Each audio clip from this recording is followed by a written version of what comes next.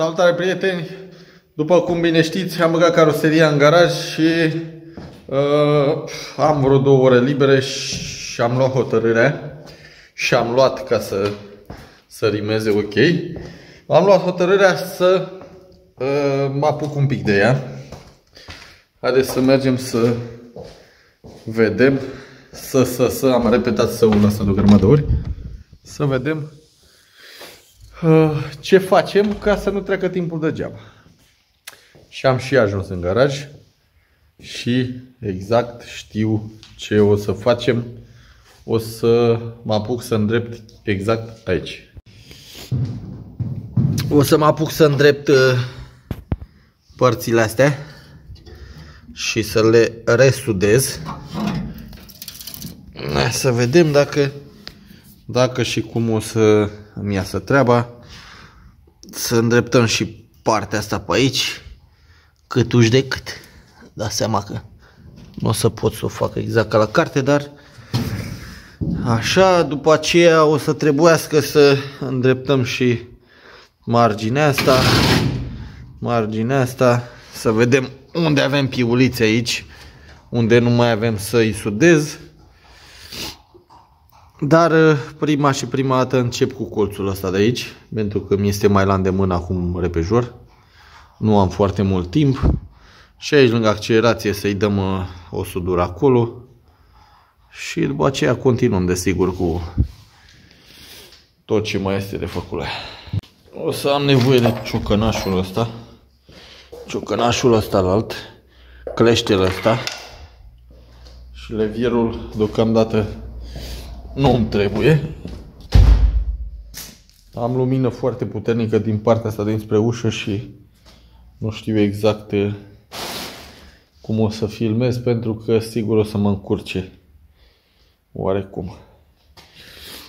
Hai să vedem.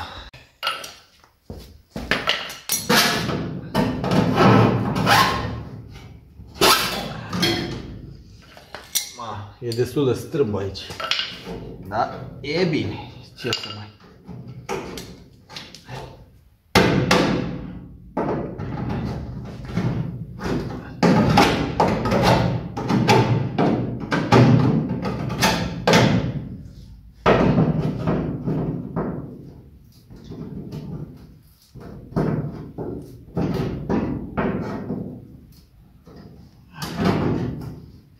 Motorul ăla de Brașov, ce să faci, frate, că e prea mare. Dacă nu știi să îi faci suporții destul de bine, îți lovește peste tot, îți lovește în caroserie, îți lovește în punte, îți lovește în... peste tot îți lovește. Ia uitați-vă ce avem aici. Acesta o să trebuiască să vină drept.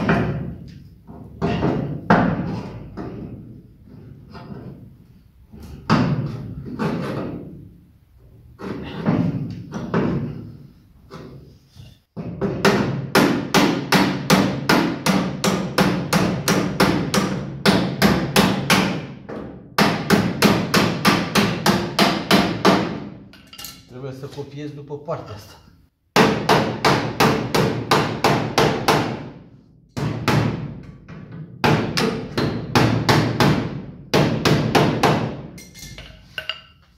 Țucă-i bă, de țucă-i bă. Și lelelelelelele.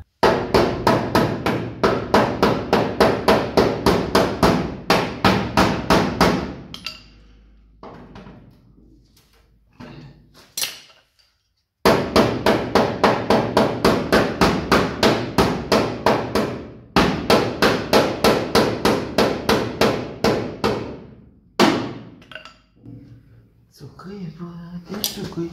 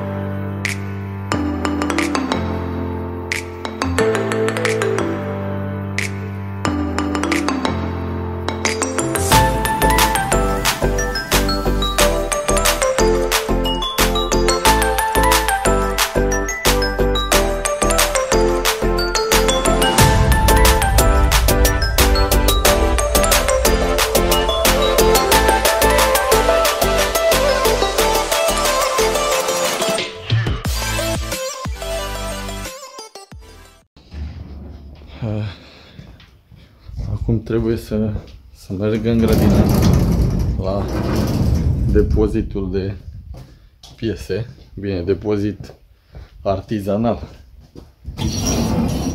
Pregătesc în garaj în partea cealaltă acolo sus o podină frumoasă și o să le mut pe toate acolo. Dar deocamdată ne hrănim, așa să zicem. Haideți să vedem unde avem astea. Și aici e de bandadă, praful de pe lume.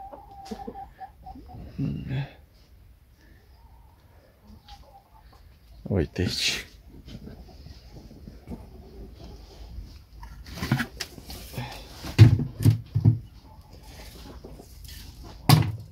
Trebuie să luăm carcasa asta de la cutia de viteze ca să formăm după ea acolo.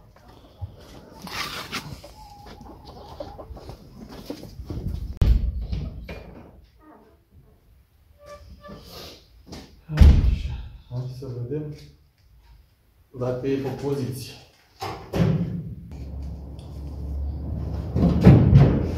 În funcție de carcasa asta o să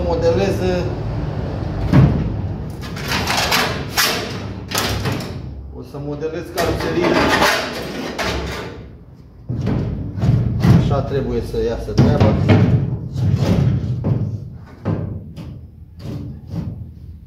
Deci e venită prea spre mine. Mă duc să iau un tarot. Să curăț găurile astea de aici. Dar aici am un șurub rupt. Și aici altul. Deci e problemă.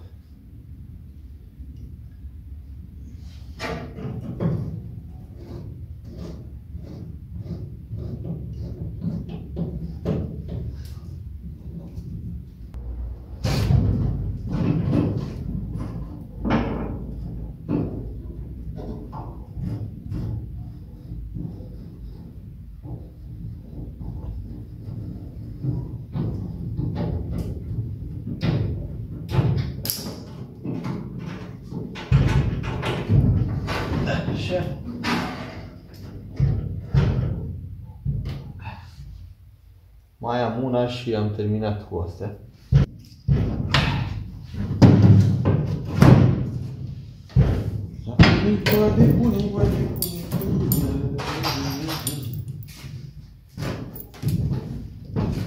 O să-i prind aici o piuliță, o să-i prind un șurub. Stea pe poziție.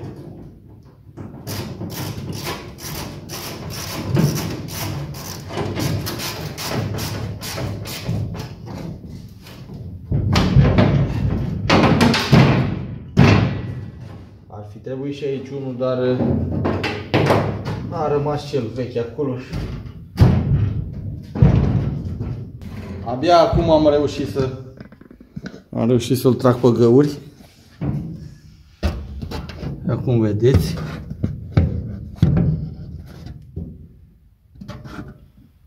Aici răspunde și aici, doar că e puțin mai sus. Și aici la fel. După cum vedeți. Aici are o mică diferență, dar o să perforez eu podeaua în funcție de carcasa asta. Deci o să-i bag aici un șurub la jumătate, iar după aceea o să sudez părțile alea, pentru că în felul ăsta o să fie perfect. O să iasă exact la linie aici.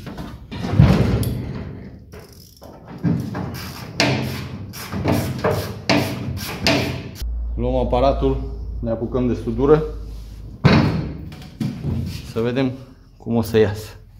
Și avem aici o sudură la gaura asta. După cum vedeți, avem fisura asta aici. A fost trasă foarte mult înspre mine. Mai avem aici încă o fisură la nadă, practic, și desigur aici o să îi dăm o sudură. Mai avem una aici și încă două în partea asta. După cum vedeți, am reușit să reformez câtuși de cât și nervura. O să mai lucrez la ea. O să mai așa. Și aici 1, 2, 3 crestături. O să trebuiască îmbinările astea să le sudez, desigur. Și cu partea asta de aici am cam terminat. După aceea mă gândesc și sigur o să fac și treaba asta.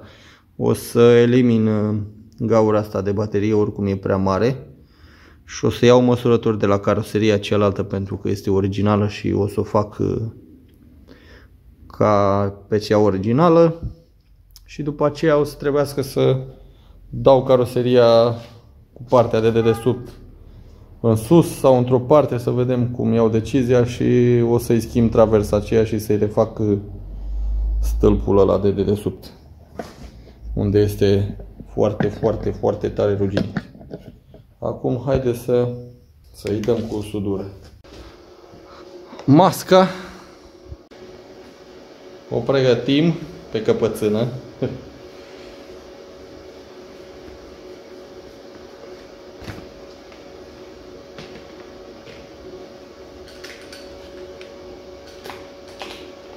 Ce nu-mi place la masca asta, se slăbesc astea și se lasă singur. Și îi dăm pe bătaie.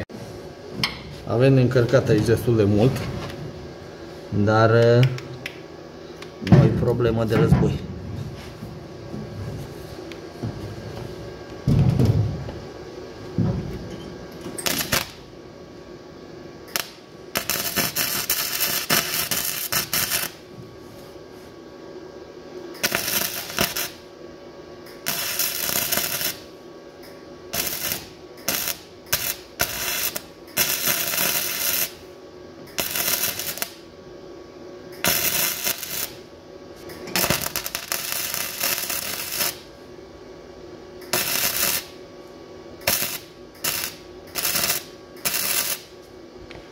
A tăiat aici cu pânză de flex de 3 mm, cred, cu pânză din aia mare. A lăsat baritai făgașul.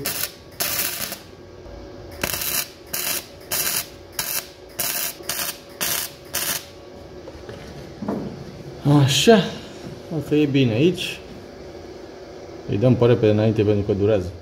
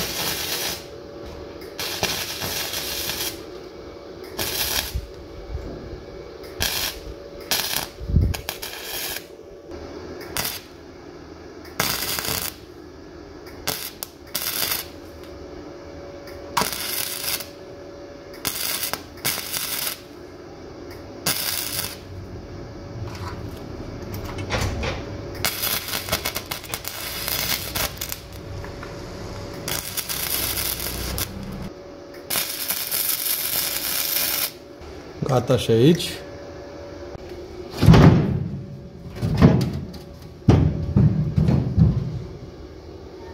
E perfect așa.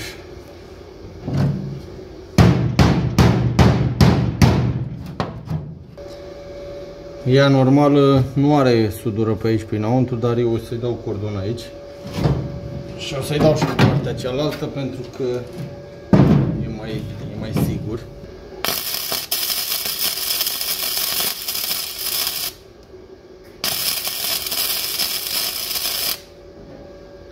Și aici, de aici vibrează cam cel mai tare.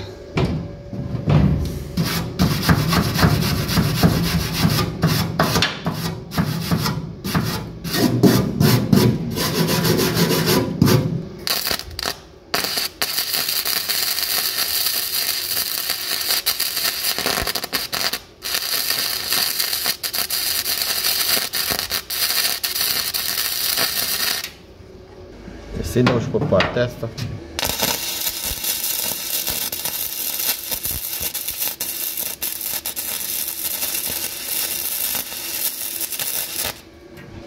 Gata și aici. Și aici. Aici. Aici. Aici. Aici. O să-i mai dau și pe partea aia puțin. Și nu în ultimul rând, lambinărul să-i dau cu silicon. Frumos. Dragi prieteni, am terminat în mare parte aici în față. Am făcut ceva astăzi, chiar nu mă așteptam. Într-o oră și jumătate, două să progresez așa de mult. Dar m-am mișcat destul de bine. I-am mai dat un punct de sudură aici, că mai am niște găuri. Mai am ceva de finisat și când o să mă întorc și ne revedem. Hai să vă arăt. I-am dat aici, avem niște găuri din astea de asta tapa, uite după cum vedeți. Așa că trebuie să-i dau și aici, să astup. Mai am și aici câteva. Dacă nu le fac acum, astea o să pătrundă și aici avem destul de multe de făcut. După aceea îi dăm curățare.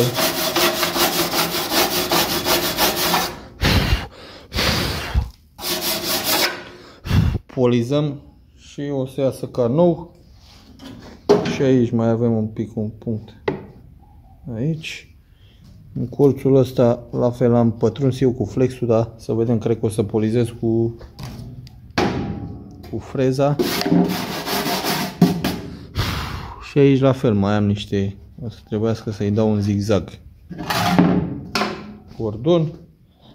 Și am cam terminat cu partea din față. Aici mai am niște fisuri. Aici mai am niște fisuri, exact două, una aici și una aici. O să vedem. O să. V-am zăpăcit cu osă, dar asta este. Asta trebuie dată jos de aici. Călem asta trebuie dată jos de aici. Asta trebuie dată jos. Da, avem ceva la stâlpi ăștia, nu știu ce să facă. Am impresia că sunt cam putreți, cred că o să umblu și la ei, să vedem. Până mai târziu, vă urez multă sănătate. Stați aproape.